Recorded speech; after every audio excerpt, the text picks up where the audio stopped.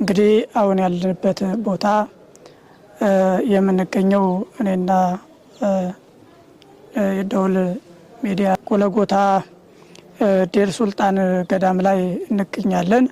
እንግዲህ ይሄ ማዶ ላይ የምታዩት ቀራኒዮ ጎለጎታ የውጩ ክፍል ነው። በዚህ በታች በኩል ይሄ የምታዩት ደግሞ የኢትዮጵያ ገዳም ይዞታ ላይ ውስጡ ህሌና ክርስቶስ ሞትን ድል አድርጎ ከተነሳ በኋላ መስቀሉ ታምር ማድረግ ሲጀምር አይሁድ መስቀሉን ቆፍረው ለ300 ዓመት ያክል በዚህ ውስጥ ቀብረውት ነበር፣ ውስጥ ክፍሉ ላይ ማለት ነው። ህሌኒ ንግስት እንግዲህ ከ300 ዓመት በኋላ አስቆፍራ መስቀሉን ያወጣችበት ቦታ ውስጡ ግራውንዱ የዴር ሱልጣን የኢትዮጵያ ይዞታ ነው ማለት ነው። ወደ ፊት ለፊት ስንሄድ ፊት ለፊቱ እንግዲህ ቀራኒዮ ጎለጎታ ነው።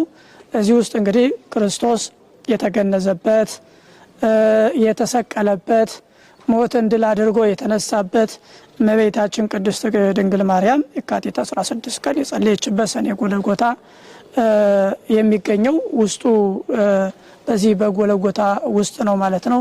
እንግዲህ ኢትዮጵያ ገዳም ላይ ላዩ ላይ ሆኖ ሲያዩት ከውጭ ያለው ገጽታ የጎለጎታ ቀራኒዮ ይህንን ይመስላል ማለት ነው። እንግዲህ ዓለም የዳነበት ቦታ ነው። ይሄ ቦታ ጌታችን መድኃኒታችን ኢየሱስ ክርስቶስ ተሰቅሎ ሞቶ ተቀብሮ 3 መዓልት 3 ሌሊት በከርሰ መቃብር ያደረው እንግዲህ እዚህ ውስጡ ጎለጎታ መቃብሩ ጋር ነው። ሞትን ድል አድርጎም የተነሳው እዚህ ቦታ ነው። እንግዲህ በዚህ ቦታ ላይ ኢትዮጵያውያን በእውነቱ እድለኞች ነን።